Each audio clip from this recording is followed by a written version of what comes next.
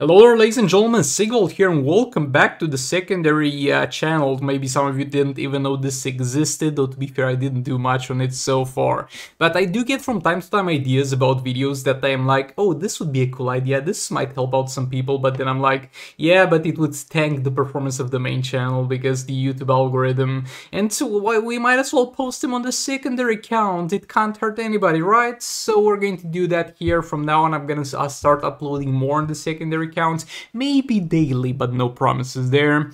So yeah, and I'm very close to moving, by the way, in my new apartment. I know I've been saying that for all, but I'm really close right now. And so we are going to start streaming again soon enough. I know you guys miss streams, I miss them too. But back on topic, the topic of this video is going to be that the epic talents are the most overrated thing in Injustice 2 Mobile. So everybody wants epic talents. They give the highest value for stuff, and they're going to be what you need to basically have a perfect build. And I do have a couple of characters with all epic talents, but there's only one talent in the game that needs to be epic, and that is the armor pierce. There's two things that can't be put on gears that you have to put on talents. Well, four things if we talk about the legendary talent over here, because it has the lethal attack damage, but that's topic for another day. There's only two types of things that can't be put on the gears. First up, there's the armor pierce. You can't have that on the gears. And then there's gonna be the resistances that you yet again can't really have on the gears. And out of those two, there's only one of them that needs to be epic. And that's going to be armor pierce, because simply to get the maximum armor pierce amount you want for your character, unless you go into the 7 talent and get something good there, you're simply not gonna have enough slots. Even if you make all 6 of them, you're gonna have something like a 70% chance, nowhere close to 96% chance that 4 epic armor pierce talents get you. So this is the only thing that only characters that require it, you need to have it, and there are not many characters that require it. Like off the back of my head, there's Harley that requires it, there's Joker that requires it, and there's Manta that requires it. And it's not like the most mandatory thing in the world to even have this. It's just gonna give you a far easier time against fights that have armor.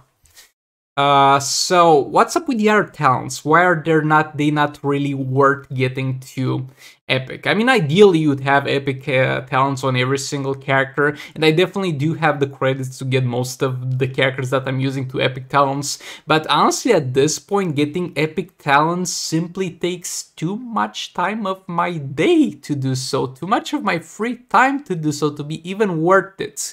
What are you really getting from the epic talents? And this is a little bit tricky, because you see over here in epic talents, let's see Catwoman here, she's all epic talents as well. You're going to see that it gives you 12% critical attack chance. That's wrong. It doesn't give you 12% critical attack chance, it gives you more attack value. Why is that? Because you can get this critical attack chance on the gears.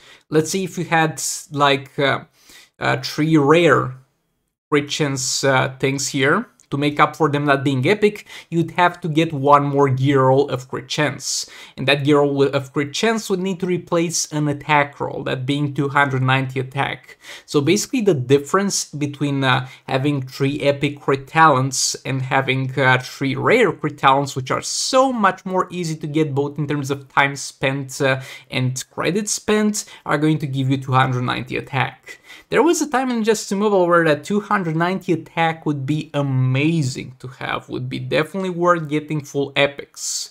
And still is for league rates, but league rates is not really a place where people are struggling. The highest difficulty of league rate can be solved by one person. What we're playing these days and what we're building our characters towards is going to be solo rates. And as we get into soul rates, we're going to have some artifacts. And let's say you have only a level 1 Dark Metal cards for passive stats for this soul rate, for example. And you're going to get from it 3k attack. And the thing with that is, you're getting only a 10% more attack compared to the artifact, not even compared to your Horde character, by getting a 2 epic talents or 3 epic talents.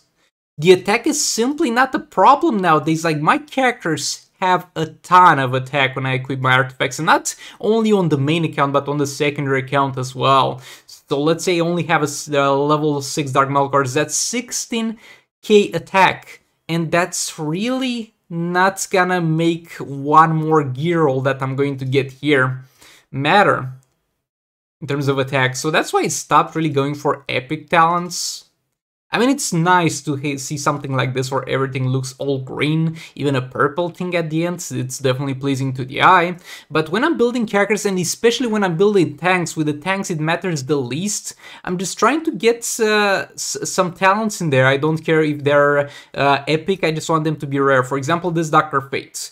He needs resistances from this. I could have gone out of my way and wasted so much time, and I mean, credits are not really a problem for me, but for a lot of you, so many credits to get all epic talents, all that stuff.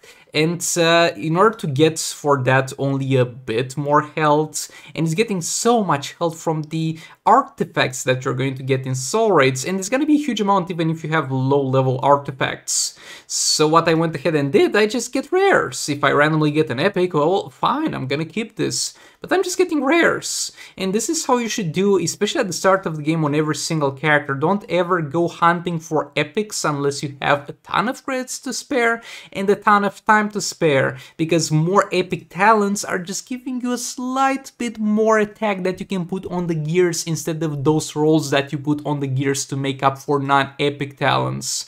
And honestly, it's really not worth it, to be honest. Yet again, let's look at the random character. I recently optimized Shazam as well. There you go, I got a few rare resistances, and resistances are going to eventually cap even if you have rares, because I can go just all rare resistances. I don't care about defense, I can put that on the gear, I get a decent base defense from the gears. It's most likely gonna take 2 more rolls on the gears, or maximum 3 more rolls on the gears, and you can just fill this up with resistances, and my Shazam with 3 rare resistances and 1 epic has almost maxed out resistances. I mean, he doesn't have the best damage over time resistance, because for that I would need a few more, but I got those defense rolls in here. But it's gonna be serviceable. It's simply gonna be good enough. And so why this topic? Because I recently started building some characters for arena purposes, because I got back into Arena and CA to get some more gems, because I've been idling on gems for a while. I'll build Robin, for example. You don't need to build Robin, but I built him so he can do some stuff in Arena. He can stand on his own, and those are the talents: some defense, some resistances, and all that stuff. It's not really about the build, but about the fact that I don't care about epics anymore. Epics are not something in Injustice Mobile that you nowadays need. And yeah, in Arena, for characters built in Arena, that's gonna be a little bit more impactful, because there you don't get huge amount of passive stats. But at the same time, just don't bother, guys. Just don't bother. Don't try going for that perfect build. It's only gonna waste time and credits. But yeah, this is kind of it for this video. Yet more videos coming up on this channel. A lot of people ask me what's your build for this character, and I'm always sending them to the build guides, but I think I'm gonna do a series where I just show you my builds. My current Raven build, my current Conflant Suckerman build. I think Tylo Gaming had a series that was similar. Oh boy, if you know Tylo Gaming, you've been playing this game for a while. Not Tylo Gaming, I think it was Tylo MG or something like that. It was an old Injustice Mobile YouTuber that quit like 3 years ago, but he had a series where he just showed his builds for the characters, and they were not finished builds, but they were good, serviceable builds.